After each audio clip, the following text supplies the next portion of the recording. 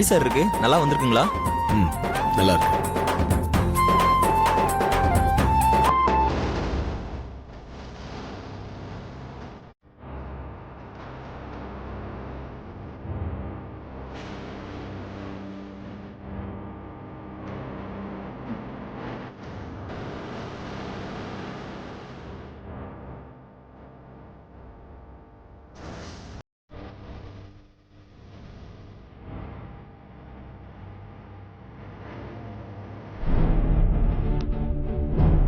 வணக்கம் மேடம். வணக்கம். மா, என்ன ஆல்பம் இது? பார்ட்டியில் எடுத்த ஃபோட்டோஸ். ஓ. ம்.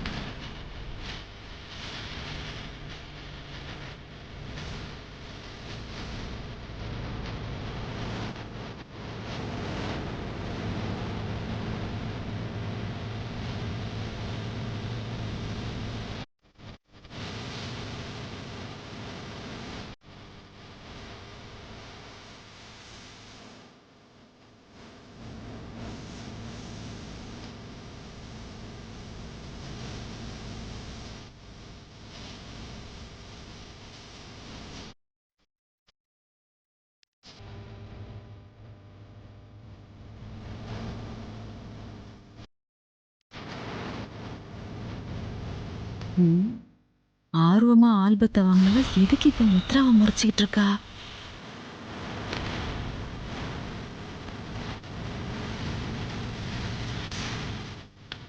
மித்ரா, ஆண்டி, பார்ட்டியில இருக்கும்போது உன் கவுன் எல்லாம் எங்க இருந்தது?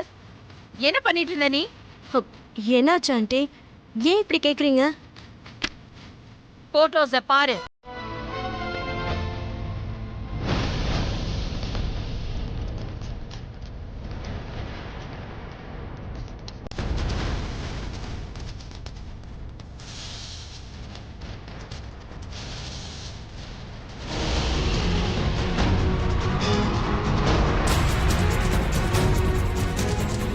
எல்லா போட்டோஸ்லயும் நீ ஆதியை விட்டு விலகியே நின்னுட்டு இருக்க.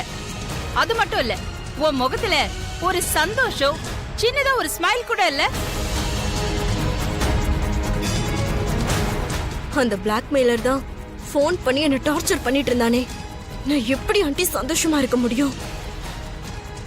ஏன் பார்ட்டியில ஏன் மூத்த மருமக ஆதி பக்கத்துல நிக்காம இப்படி மூணாவது மனுஷி மாதிரி தள்ளி போய் நின்னுட்டு இருக்க? இந்த ஆல்பத்தை பார்க்கவே எனக்கு பிடிக்கல. சாரி ஆண்டி, அது என் ஃப்ரெண்டு பார்ட்டிக்கு வரேன்னு சொல்லியிருந்தா. அவளை எதிர்பார்த்து அவகிட்ட போன்ல பேசிட்டு இருந்தேன். அதான் சரியா போட்டோக்கு போஸ் கொடுக்க முடியாம போச்சு. நீ இப்படி பொறுப்பு இல்லாம நடந்துக்குவேன்னு நான் கொஞ்சம் கூட எதிர்பார்க்கல மித்ரா.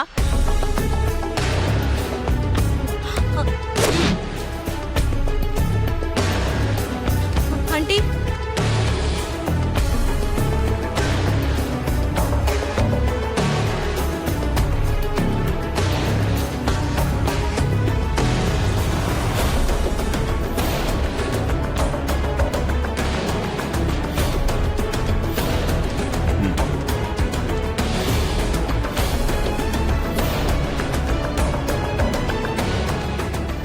ஃபோட்டோஸ் எல்லாம் ரொம்ப நல்லா வந்திருக்கு. Thank you sir. தேங்க்யூ. வரேன் சார்.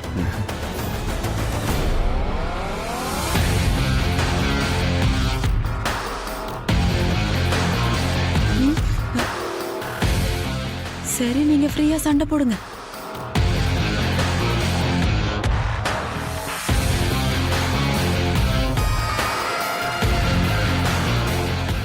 இந்த ஃபோட்டோஸில் என்னை விட்டு விலகி நிற்கிற நீ கூடி சீக்கிரம் இந்த வீட்டை விட்டு விலகி போகிறேன். அம்மாவே ஒன்று விரட்டி அடிப்பாங்க.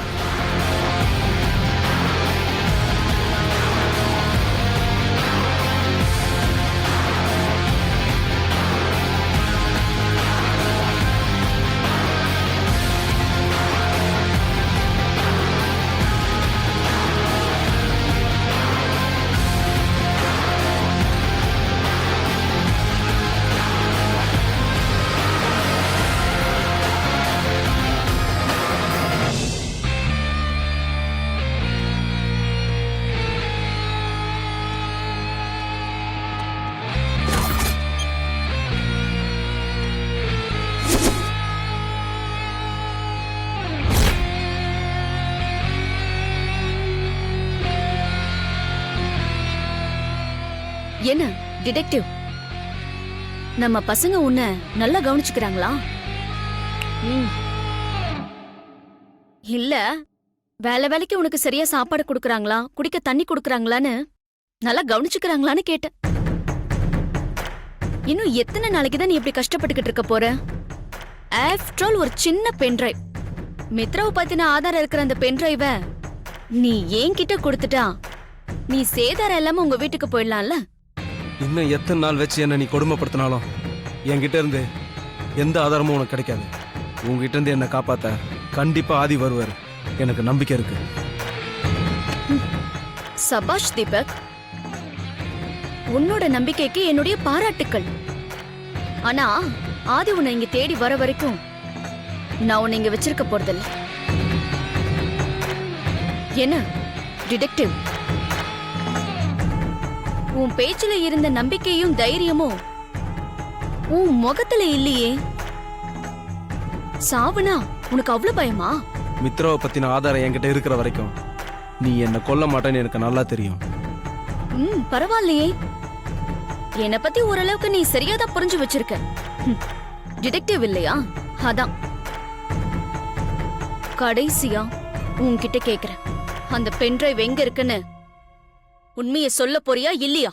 நீ எப்படி கேட்டாலும் என்கிட்ட இருந்து உண்மையை வரவழைக்க முடியாது நந்தினி. டேய் எட்ராத.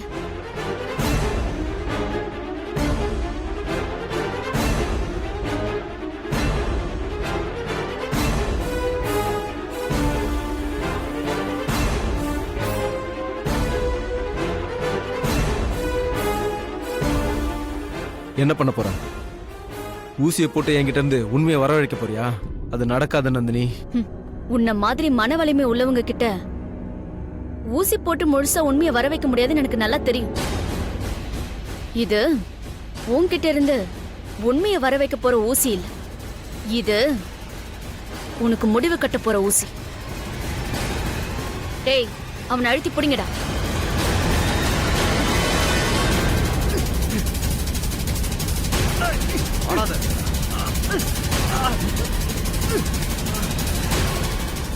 பயப்படாத, நான் இப்ப உனக்கு போட்டிருக்கிறது ஆளை கொல்ல போற விஷ ஊசி இல்ல, ஞாபகங்களை கொல்ல போற போத ஊசி.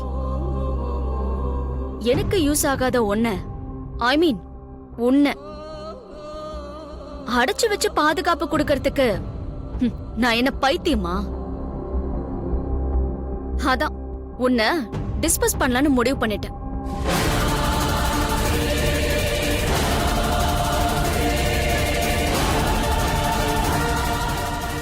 இப்ப நான் போட்டிருக்கிற போதை மருந்த 5 ml எடுத்துக்கிட்டாலே 2 நாளைக்கு போதை தெரியாது, சுயநினைவு இருக்காது.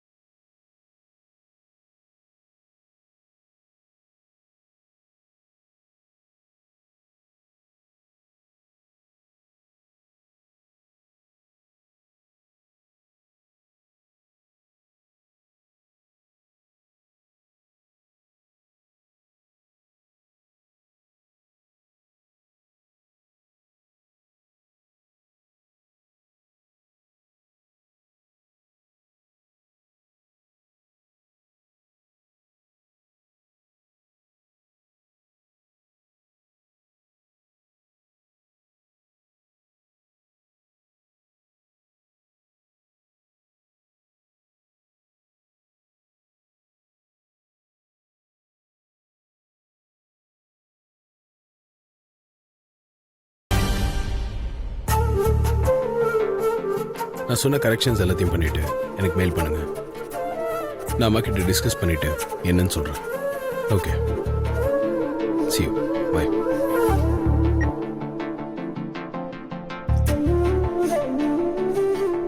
ஏன் அதுக்குள்ள வேலைக்கு வந்துட்ட? கொஞ்ச நாள் ரெஸ்ட் எடுத்துட்டு வரலாம்ல. ஏற்கனவே எனக்கு பணிவிடெல்லாம் செஞ்சு ரொம்ப எனர்ஜி ஆயிடுச்சு மாமா, அப்புறம் எதுக்கு ரெஸ்ட்? நல்லா பேச கத்துக்கிட்டல. எல்லாம் உங்ககிட்ட கத்துக்கிட்டதா மாமா. சரி, மதியம் என்ன சமையல் பண்ண போற? ஆமா, லஞ்ச் சாப்பிட வரேன், எனக்கு பிடிச்சதெல்லாம் சமைச்சு வைன்னு சொல்லுவீங்க. நானும் ஆசையா எல்லாத்தையும் சமைச்சு வச்சுட்டு சாப்பிட வாங்கன்னு ஃபோன் பண்ணா நான் மீட்டிங்ல இருக்கேன்னு சொல்லுவீங்க. அன்னைக்கு ஒரு முக்கியமான மீட்டிங் இருந்துச்சு, அதான் அப்படி சொன்னேன்.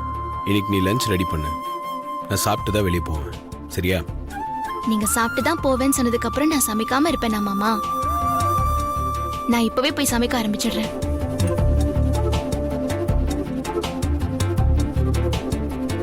ஓய்,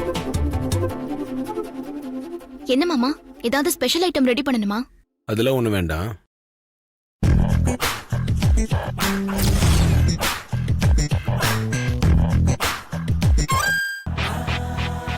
என்ன மாமா அப்படி பாக்குறீங்க? நீ குத்திருக்க நேம் பேட்சை எடுத்துரு.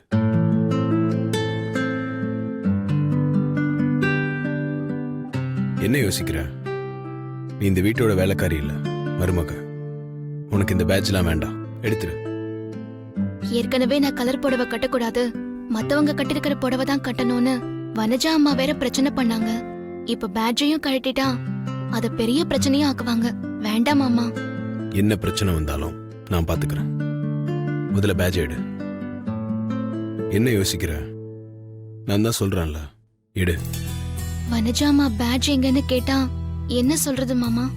அவங்க மட்டும் இல்ல, அம்மாவே உன்னை பேட்ச் எங்கன்னு கேட்டாலும் நான் தான் குத்த வேணாம்னு சொன்னேன், தைரியமா சொல்லு. என்ன இன்னும் யோசிக்கிற? எடு.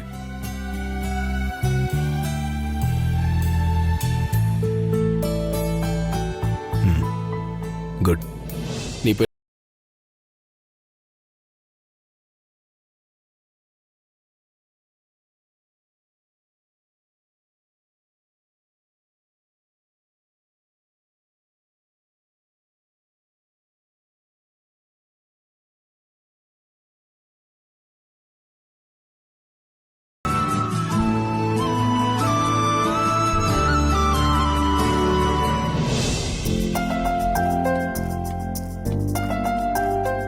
அண்ணா. என்ன பார்வதி, வேலைக்கு வந்துட்டியா? வந்துட்டேன். ஒரு நாள் லீவ் போட்டு நல்லா ரெஸ்ட் எடுத்துட்டு அப்புறம் வந்திருக்கலாம்ல. ஆனா ஒரு நாள் லீவ் போட்டு வீட்ல இருக்க முடியாது. ஆதி ரூம்ல இருக்கானா? ரூம்ல தான் இருக்காரு. இப்பதான் புதினா டீ கொடுத்துட்டு வரேன். அப்படியா? சரி, நான் ரூமுக்கு போறேன். எனக்கு புதினா டீ எல்லாம் வேணாம், நார்மல் டீயே போதும். சரிங்கண்ணா, நீங்க போங்க, நான் டீ எடுத்துட்டு வரேன். சரிம்மா.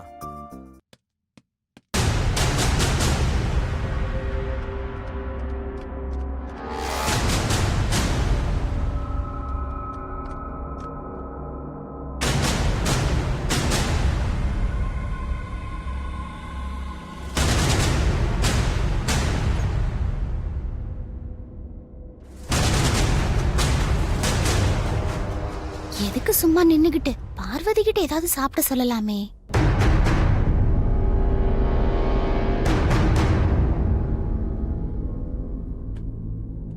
அப்பா,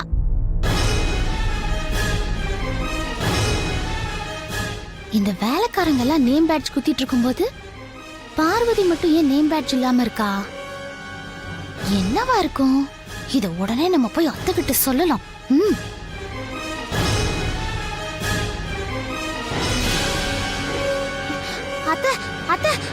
எதுக்கு இப்படி உயிர் போற மாதிரி ஓடி வர? எல்லாம் அந்த பார்வதியால தான் அத்தை. ஏன், அவளுக்கு என்ன வந்தது? ஏற்கனவே அந்த பார்வதி வீட்ல வேலை செய்யற மத்த வேலைக்கார பொம்பளைங்க மாதிரி யூனிஃபார்ம் புடவைய கட்டிக்காம தனியா கலர் புடவை கட்டிக்கிட்டு இருக்கா. அவ புடவையில குத்தி இருந்த நேம் பேட்ஜ் மட்டும் தான் அவளை வேலைக்காரின்னு காட்டி கொடுத்துட்டு இருந்துச்சு. இப்போ அந்த நேம் பேட்ஜே போச்சு. என்னடி சொல்ற? என்ன சொல்ற உமானி? நேம் பேட்ச் போச்சுன்னா என்ன அர்த்தம்? எங்க போச்சு? அது எனக்கு என்ன தெரியும்? இப்போ பார்வதி புடவையில நேம் பேட்ஜ் இல்ல. அது சரிடி, அதான் நீ சொல்றது புரியுதே. நேம் பேட்ஜ் இல்லனா என்ன அர்த்தம்? தொலைஞ்சு போச்சா இல்ல அவ குத்திக்கலையா? நீ போய் அவளை கூப்பிடு. சரிங்க அத்தை.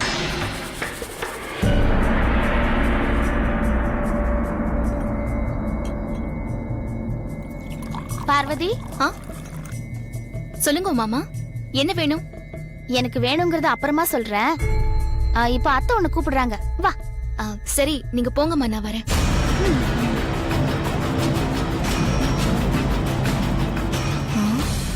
வனஜாமா என்ன விஷயமா நம்மள கூப்பிடுறாங்கன்னு தெரியலையே. அத்தை அத்தை வரா.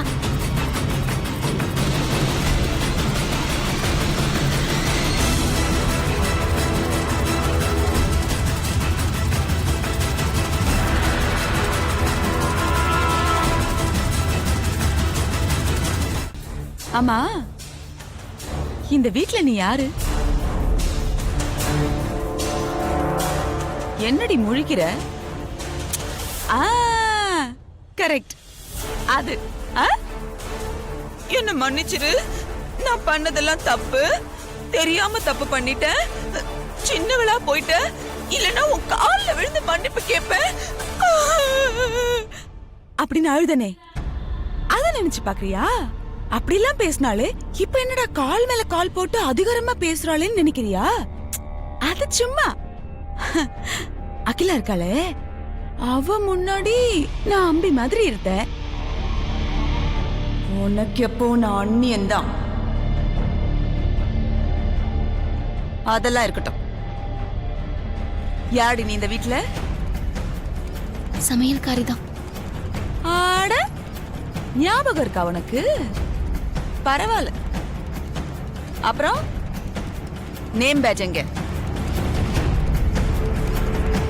மத்த வேலைக்காரங்கெல்லாம் அவங்க வேலைக்காரங்கன்னு பளிச்சுன்னு தெரியற மாதிரி நேம் பேட்ச் போட்டிருக்காங்கல்ல, உன் நேம் பேட்ச் எங்கடி? அவங்க மட்டும் இல்லை, அம்மாவே உன்னை பேட்சிங்கன்னு கேட்டாங்க. நான் தான் குத்த வேணாம்னு சொன்னேன்னு தைரியமாக சொல்லு. ஏய், இங்க பாரு, அது தொலைஞ்சு போச்சு, உடைஞ்சு போச்சு, ஓடி போச்சு, உக்காந்துக்குச்சு, ஒளிஞ்சுக்குச்சுன்னு என்கிட்ட கதையெல்லாம் சொல்ல முடியாது. எங்கடி நேம் பேட்? ஓ,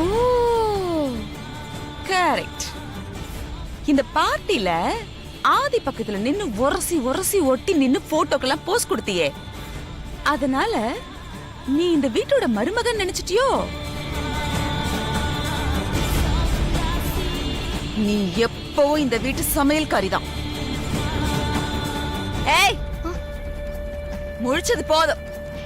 எங்கடி நேம் பேட்ச்? கேக்குறது காதுல விழலையா?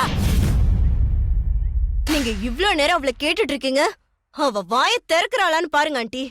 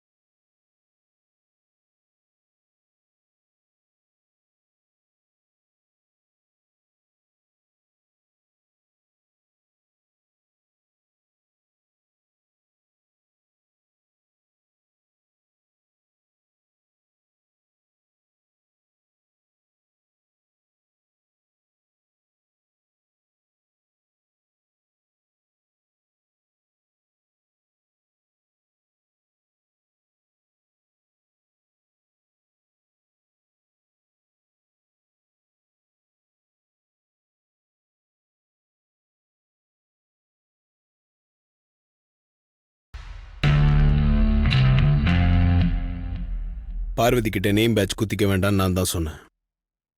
நான் சொன்னதால தான் பேட்ச் குத்தல. இதுல உங்களுக்கு என்ன பிரச்சனை?